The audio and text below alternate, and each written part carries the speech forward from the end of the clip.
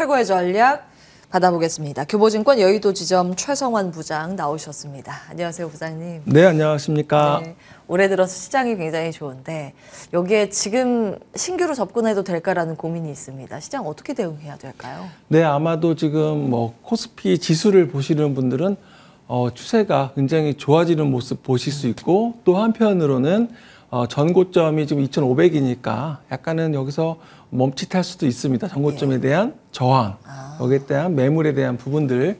근데 시장에 지금 보내주는 시그널은 이런 기술적 분석을 떠나서 일단은 첫 번째는 지금 경착륙, 경기 침체에 대한 경착륙이 아니라 연착륙에 대한 분위기. 그러니까 미국의 금리 인상이 이제 1분기 중으로 마무리될 것이다라는 그런 전망과 함께 경기에 대한 연착륙에 대한 분위기. 또 두 번째는 지금 1월 달에 보시면 반도체, 그리고 은행, 자동차, 이렇게 수단비가 계속 돌고 있고요. 그러면서 지수를 끌어올리고 있고, 또 어제는 2차 전지주가 상당히 강했었고, 최근에 코스닥에서는 AI와 로봇주가 상당히 강하거든요. 그래서 지금 1월 달은 생각보다 지금 이런 테마라든지 지수가 강세를 보여주고 있다는 점은 여기서 사실은 조정을 좀 나온다 하더라도 크진 않을 것 같다. 이런 분위기라서 오히려 또 이번 상승장을 못 누렸던 투자자분들 같은 경우는 오히려 좀 매수세가 좀 유입될 것으로 좀 보여지고 있습니다.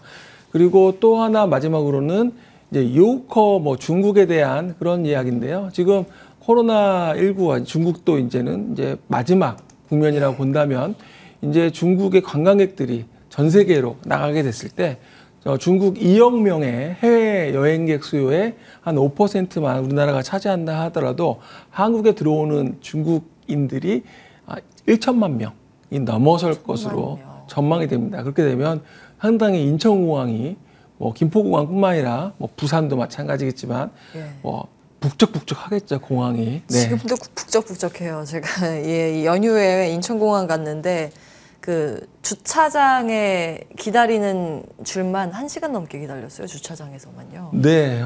항공, 여행, 면세점 다 올해 상당히 좀 수혜가 될 것으로 보여집니다. 리오프닝 관련 항공 여행 수혜주를 지속적으로 체크를 해볼 필요는 있다. 이제 중국에 대한 이야기를 해주셨고, 종목 새롭게 오늘 잡아보겠습니다.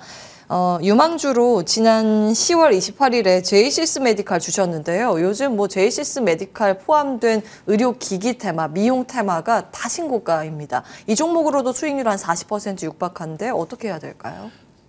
이 피부과에 가면은 사실은 국내 관광객, 국내뿐만 아니라 해외도 많이 와서 시술을 받는 그런 상황이고, 예약을 하지 않으면 자리가 없을 정도로 좀 최근에 겨울 피부과의 모습인데요.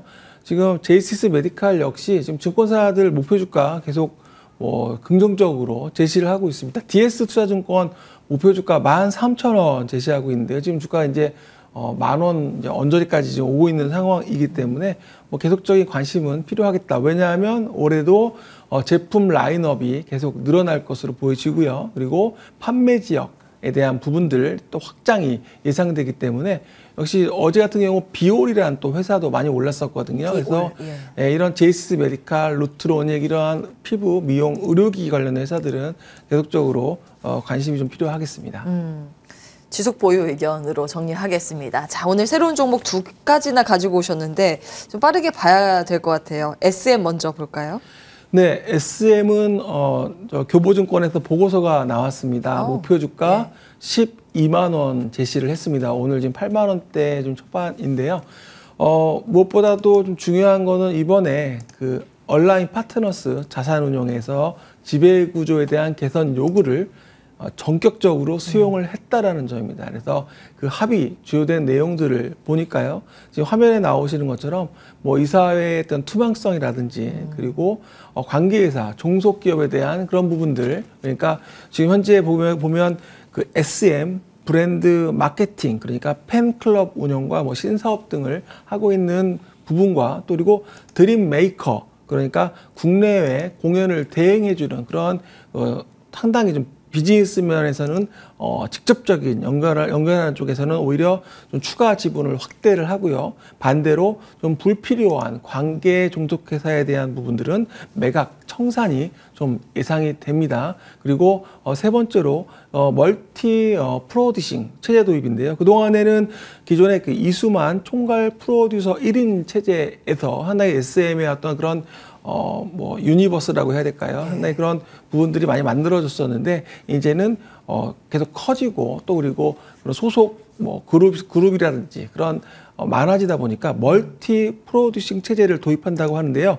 이에 대한 정확한 내용은 2월 3일, 그러니까 다음 주가 되겠네요. 12시 정오에 회사 SM 채널을 통해서 밝힌다고 합니다. 그래서 이 부분 한번 확인해 보시면 좋을 것 같고요. 그래서 올해 실적이라든지 이런 거 부분들이 지금 엔터테인먼트 회사들 중에서 가장 좋아지는 구조라는 점에서 목표 주가 12만 원 지금 말씀을 드리겠습니다. 예, 두 번째 종목은 바이오 플러스입니다.